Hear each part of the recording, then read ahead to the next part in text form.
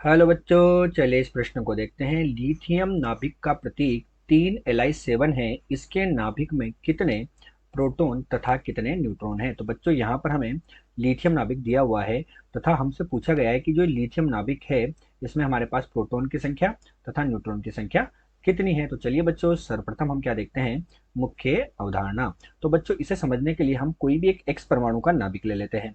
तो हम यहाँ पर लेते हैं बच्चों, कोई भी एक एक्स परमाणु हमने लिया, उसका निर्माण करते हैं। तो एक्स परमाणु का नाभिक, एक्स परमाणु का, जैसे लिथियम परमाणु का हमें दिया है वैसे हम यहाँ पर बच्चों एक एक्स परमाणु का नाभिक लेते हैं। उसको हम किस प्रकार दर्शाते हैं, ये हमारे पास एक्स परमाणु हो गया जिसमें हमारे पास जेड और ए यहाँ पर होता है। जहाँ पर बच्चों हमारे पास जेड क्या होता है, जेड हमारे पास होता है परमाणु क्रमांक। जेड क्या होता है बच्चों, यहाँ पर हमारे पास परमाणु क्रमांक होता है।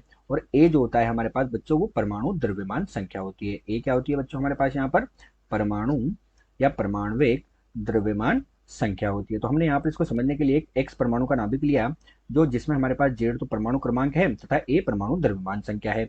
तो बच्चों यहाँ पर हमारे पास जो प्रोटॉन की संख्या होती है वो किसके बराबर होती है, हम यहाँ पर लिखेंगे प्रोटॉन की संख्या। कोई भी जो नाभिक होता है उसमें हम लिख रहे हैं बच्चों, प्रोटॉन की संख्या जो होती है वो प्रोटॉन की संख्या परमाणु क्रमांक के बराबर होती है। तो प्रोटॉन की संख्या तो बच्चों हमारे पास किसके बराबर हो गई, परमाणु क्रमांक के बराबर हो गई। अब बच्चों हम न्यूट्रॉन की संख्या देखते हैं। तो जो न्यूट्रॉन की संख्या होती है वो किसके बराबर होती है बच्चों, तो न्यूट्रॉन की संख्या और प्रोटॉन की संख्या तथा इलेक्ट्रॉन की संख्या बराबर होती है, लेकिन जो न्यूट्रॉन की संख्या होती है बच्चों, वो क्या होती है बच्चों, हमारे पास जो परमाणु द्रव्यमान संख्या है उसमें से हम परमाणु क्रमांक को घटाते हैं तो हमें न्यूट्रॉन की संख्या प्राप्त हो जाती है। यही इस प्रश्न की मुख्य अवधारणा है। तो चलिए बच्चों, अब हम प्रश्न को हल करते हैं। तो हम प्रश्न को हल कर रहे हैं। अब प्रश्न के हल में बच्चों हमने क्या दिया गया है, 3Li और 7 दिया गया है। अर्थात हमारे पास बच्चों जेड तो कितना है, 3 है।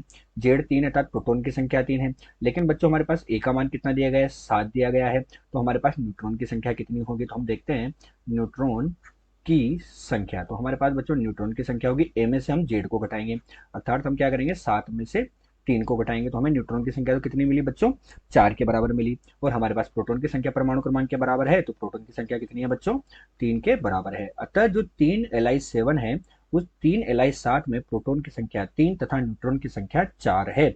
आशा करते हैं दिया हुआ प्रश्न आपको समझ आया होगा। धन्यवाद।